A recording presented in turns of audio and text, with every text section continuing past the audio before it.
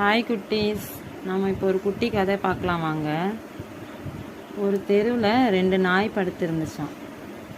2 நாய்க்கும் நடுவில் இடையில் எவ்வளோ 10 அடி தூரம் கேப் இருந்துச்சான். அந்த வழியில் ஒரு கண்ணு தெரியாதவங்க நடந்து வந்துட்டு இருந்தாங்களாம். அப்போது ஒரு நாயை மிதிச்சிட்டாங்க தெரியாமல். உடனே அந்த நாய் கோவம் வந்து அவங்கள பார்த்து குறைச்சிருச்சு. சரி, நாயை மிதிச்சிட்டோமேன்ட்டு அவங்க டக்குன்னு பயந்துட்டு பின்னாடி போய் வலது பக்கமாக ஒதுங்கி போனாங்களாம்.